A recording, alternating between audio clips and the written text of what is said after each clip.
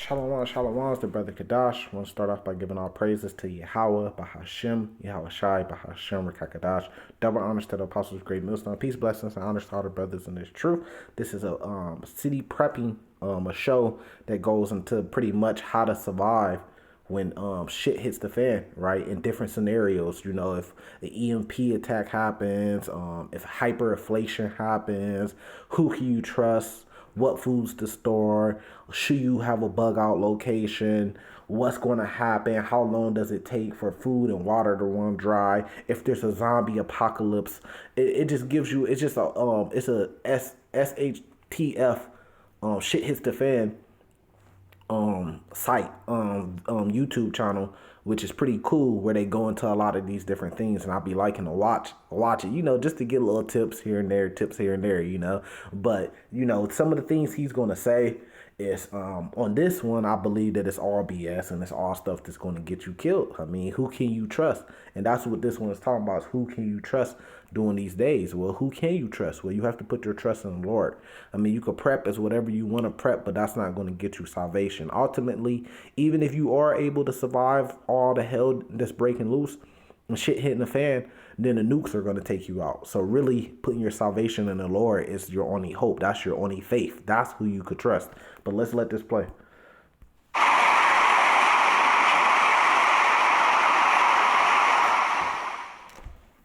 Let's be honest. Preppers tend to be distrustful of others. Suspicion and threat assessment is part of being well prepared, so it kind of comes naturally to us. Still, your odds of surviving on your own are not as good as your odds of surviving when you're part of a group. Survival in a prolonged grid-down situation will require individuals to rely upon others and understand teamwork. I frequently receive emails from individuals asking how to find prepper groups in their area they can trust, and that's a valid concern. This community is very skeptical of others and their motives. The prepping community also runs a gambit, from the outdoorsmen to folks with well-supplied pantries to secluded off-grid bunker dwellers. So with that wide range of folks, how do you find like-minded people? And how do you know you can trust them? How do you build your own unofficial or official mutual assistance group? In this video, I will examine ways to connect with and cultivate like-minded individuals you can partner with when disaster strikes. I'll also cover the basic signs you can look for to tell if you can trust the person or not. While trust given can always be betrayed, there are certain things to look for in an individual that can help you determine if they can be trusted or not. And I disagree with all the things that he was saying, which he goes into all those different signs, which really you just don't know. But I would say you put your faith in the Lord. Now, you can have faith in your brothers in your camp too. Why? Because there's a foundation set up. Now, could there be a Judas and Black Messiah type of thing? Could there be agents amongst? Yes, there is. But for the most part, you could trust your brothers, because nine times out of 10, if you had been at a camp, y'all been there knowing each other for years and years and years, right? And then on top of that, y'all have a foundation, which is the law, statutes, and commandments. And because they also have the fear in the Lord, and you have the fear in the Lord, then you could put some trust in them. But ultimately, you have to put your faith in the Lord directly to save you. This is Jeremiah chapter 17, verse 5. It says, "Thus saith the Lord, cursed be the man that trusteth in man, and maketh flesh his arm, and whose heart departeth from the Lord." So I could deal with other people, like he said. In order to try to survive, it might be better to be a part of groups and stuff like that. So you could deal with other men, like man in your camp, man that's in this truth. But ultimately, you got to put your full trust in the Lord regardless, because like it says, thus saith the Lord. Thus saith the Lord. No, you got to put an exclamation mark on that. Because people, I mean, they start making up things and going off their own feeling. But it says, thus saith the Lord. So this is NB, all B. The Lord doesn't change.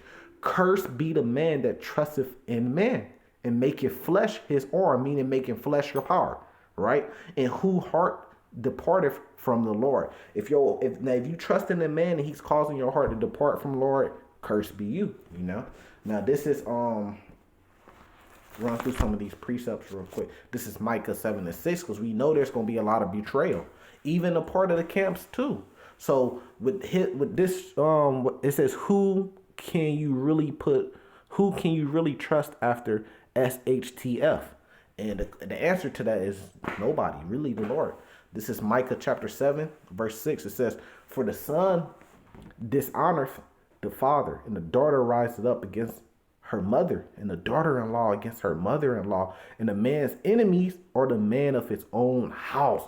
So if the scriptures is prophesying that you're not even going to be able to trust in your own family, how can you trust in the community? This is what he goes into. He says, certain people in the community that have stuff to offer, that have the same way of thinking, you could put your trust in them, but you can't. If the father and the son is against each other in the household and become enemies, and the mother and the daughter, how can you trust other people outside your community if you can't even trust the own people in your house? This is what the scriptures is talking about. It says, "A man's enemies are the man of his own house." Micah 7, verse 6. Verse 7. "Therefore I will look into the Lord." See? "And I will wait for the Lord of my salvation. My God would hear me." So we got to wait for the Lord. You got to look at the Lord to be your salvation. Nobody else can get you salvation but the Lord. So you have to look at the Lord to be your salvation, right? So when you had these different groups, which I forgot what the group name was, not effing around, NFAC coalition. How can we all come together and pick up arms and fight back against Esau if we can't even trust one another? We ain't gonna be able to until the Lord comes back. We got to put our salvation in the Lord, man. We had a time and place for that, doing the various different kings, and it didn't work. You always have a king. This one did right in the sight of the Lord. And then you like Jehoshaphat, right? And then you have another one that come. He did bad in the sight of the Lord, So it always he did evil. That's what it say. He did evil. Like the last couple kings before the Babylonian captivity during the time of Jeremiah, they all was doing evil in the sight of the Lord. That's why the Lord just did away with the whole thing, carried them away into the Babylonian captivity, and short after you had the not short after, but then you had Cyrus come with the Persians captivity, and then we've been in captivity ever since. This is precept upon precept. Matthew chapter 24, starting at verse 10. No, starting at verse 9. No, starting at verse 8. Man, you really could get it from verse 1, right? It says, "All these are the beginnings of sorrows. Then shall they deliver you up to be afflicted." So you're going to have people delivering up us, the man of the Lord, to be afflicted. "And the man should kill you," but people going to be delivering up each other every way, man. It says, "And should kill you, and ye should be hated of all nations for my name's sake." So just for the Lord's name's sake, we're going to be hated. It says, "Then shall many be offended." So people are going to be offended, "and shall betray one another, and shall hate one another." It says, "And many false prophets shall arise, and shall deceive many. And because of iniquity shall abound, the love of many shall wax cold. But he that shall endure to the end, the same shall be saved." If you endure to the end. But the thing is that a lot of people also put their trust and their faith in their pastor. They deacon, a lot of these false prophets, they want to, when times get hard, they're going to try to put their trust into running to the church to get help. And these dudes, y'all going to find out that they've been set up. They got the 501k agreements. They done made deals. They're hand in hand with Esau. They done took the deal of the devil, and they're going to be setting you up. You're going to be going to those churches. Actually, I've seen this in a zombie apocalypse movie where they all ran to the churches, and when they got to the churches, I think no, it was like in one of those Purge movies, I believe. And when they all got to the churches, they all got gunned down inside the churches, but some people ran out and got away. Yeah, you're gonna have that because you're gonna be set up. They're set up. So if you run to there, you gonna be set up. So who can you trust doing SHTF? I mean, you got to put your faith in the Lord. Those who endure to the end, the same should be saved. And who's going to be able to save you? Well, it's the Lord. Here, let's keep going. This is Luke chapter 12. Right? It says, verse 50, starting at verse 51. It says, "Suppose ye that I am come to give peace on the earth, I tell you nay, but rather division." That's what the Lord red letter, right? It says, from henceforth there should be 5 in one house divided against each other, 3 against 2, and 2 against 3. right? The father should be divided against the son, and the son against the father, and the mother against the daughter, and the daughter against the mother, and the mother-in-law against the daughter-in-law, just like Micah 7:6. And the daughter-in-law against the mother-in-law, same exact thing. So if you can't even trust the people in your own house, who can you put your trust in? It says, and he said also to the people, when ye see a cloud rise out the west, you can't miss it. Everybody's going to see the return of the Lord because he coming with the clouds, right? It says, straightway ye say there cometh a shower, and so is it. But this is likened into, if you see a cloud, you say, look, it looks like it's about to rain. Everybody look at the sky and say, look, it look like it's about to rain. And when ye see the soft wind blow, ye say there will be heat when it cometh to pass. Ye hypocrites, ye could discern the face of the sky and of the earth, but how is it that ye do not discern this time? So you can't discern that we finna go into these times. People out here partying, people on vacation, people getting loans, people starting rap careers, shooting rap music videos, people out here buying the new Jordans, people out here starting businesses, investing into Bitcoin. They could discern when it's gonna rain, but they don't know that all hell about to break loose. That SHTF is about to break loose. That people are gonna be divided. That people are gonna be offended, and iniquity shall wax. And the love of many shall wax cold. They can't see these things happening. So they're going to be caught off guard, and that's going to make it even worse. So when they're caught off guard without nothing, they're going to go even crazier because they don't have nothing. And at the last moment, they're trying to figure it out. So what's going to happen? They're going to bug out. They're going to bug out on anybody who's next, anybody who's close to them. This is Isaiah chapter 13. Right? Let me see where I want to get it because the whole chapter is a classic, beautiful chapter. But I'm just trying to get straight to the point.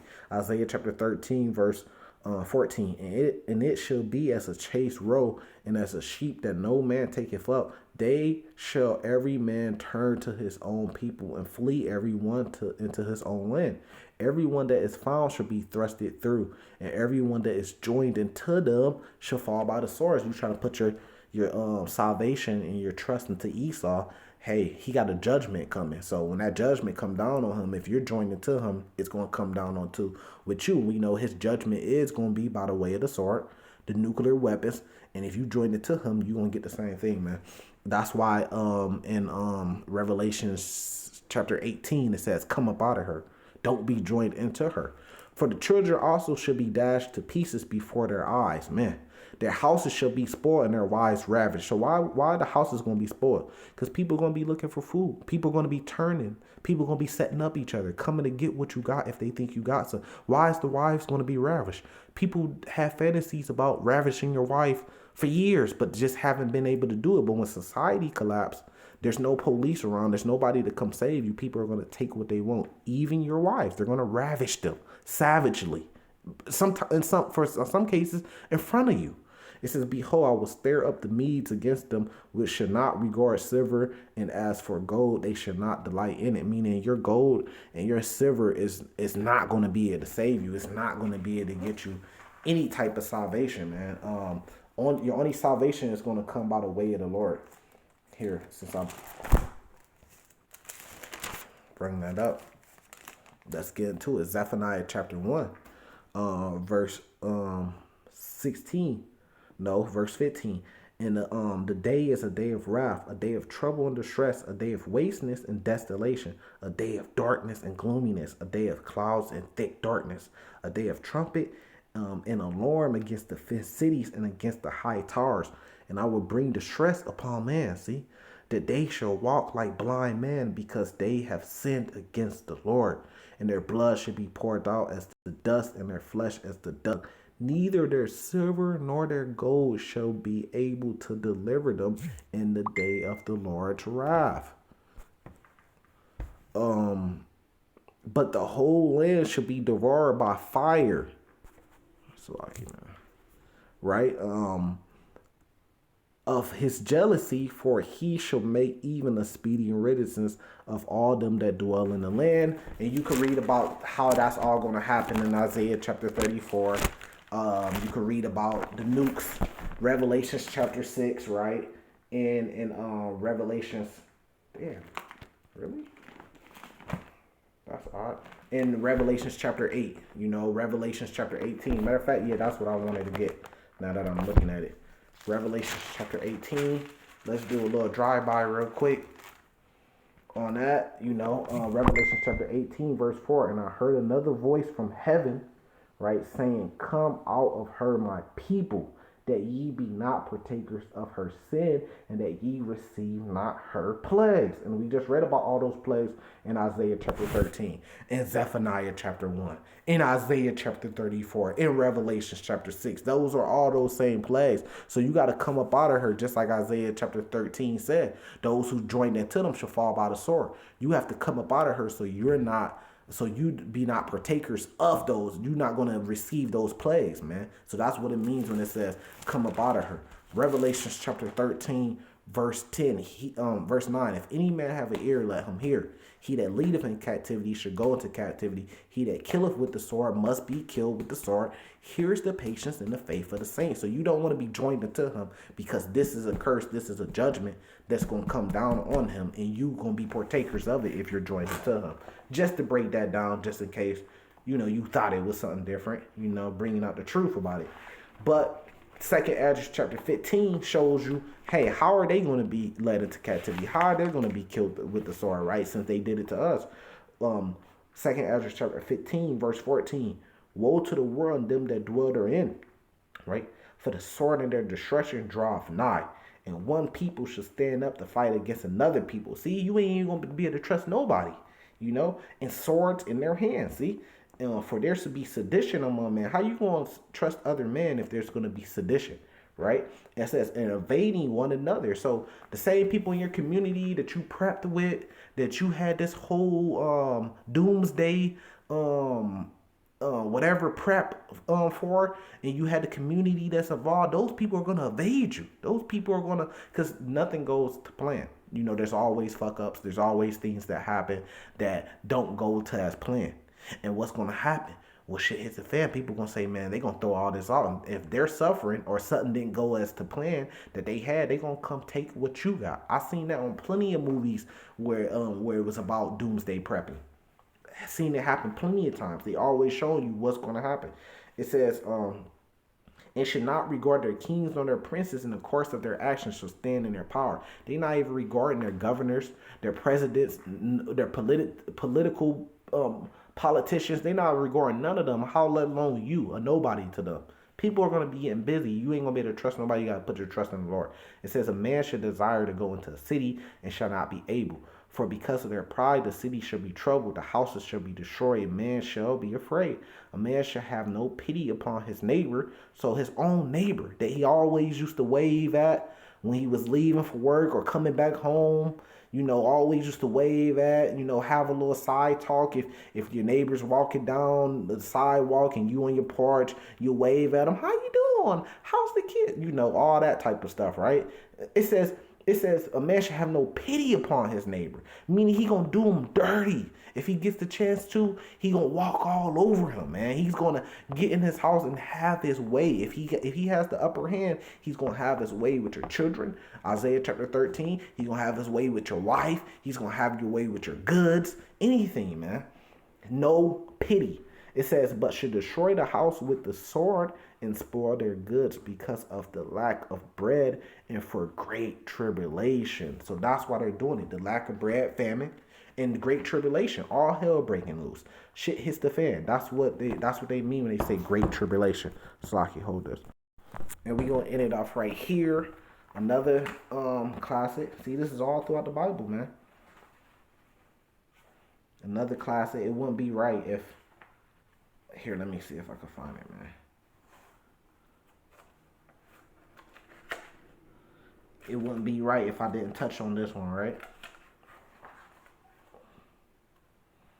If I can find where it's at.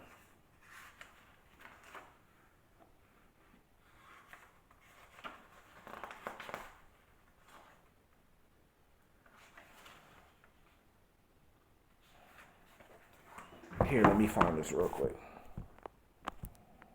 Salaki for that, I always get that mixed up with Judith. It's actually Ecclesiasticus chapter 12, right? It says, verse 10, never trust thy enemy, For like as iron rusteth, so is his wickedness. So in a SHTF scenario, you definitely don't want to be trusting the other nations because that's our enemies. Psalms chapter 83, right?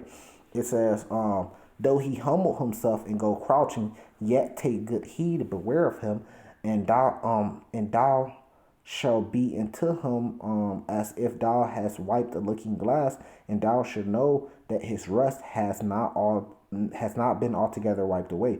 Set him not by thee, lest when he has overthrown thee, he standeth up in thy place. That's gonna happen a lot when SHTF, right? Neither let him sit by thy right hand, lest he seek to take thy seat. And thou at the last remember my words and be pricked therewith. Who will pity the charmer that is bitten with a serpent? Because we telling you. So when you get bit by the serpent and you get deceived, and when SHTF happens, and you caught out there and you put your trust into everybody and you get dealt with because of that, who's going to pity the charmer? It says, or any such as come nigh wild beast, for one that goeth to a sinner is defiled with him in his sins, who would pity? It says, for a while he will abide with thee, but if thou begin to fall, he would not tarry. An enemy speaketh sweetly with his lips, but in his heart he imagined how to throw thee into a pit. Damn. He would weep with his eyes, but if he find opportunity, he would not be satisfied with blood. He's not even satisfied with your blood. He wants to ravish your wife. It says, if adversary come upon thee, thou shalt find him there first. And though he pretend to help thee, shall he undermine thee. He will shake his head and clap his hands and whisper much and change his countenance. So, I mean, yeah, do we go to the lost sheep, the sinners, to teach the truth? Yeah. But when the famine of the word comes and judgment is being set on the earth and SHTF or tribulation or all hell break loose or Jacob's trouble, pops off, then look, we got to put our salvation in the Lord, You got to watch out. Because if the 2/3 didn't get it before that time happened, then they going to have judgment coming for them. And you don't want to be a part of that judgment that's going to come down on them, so you don't want to be joined into them. So that's why it's a good thing right now to get in this truth and learn as much as you can. So who can you really trust when SHTF happens? You got to put your faith in the Lord. Jeremiah 17 verse 5 said it perfectly. With that, I'm going to say salvation to the elect. Shalom.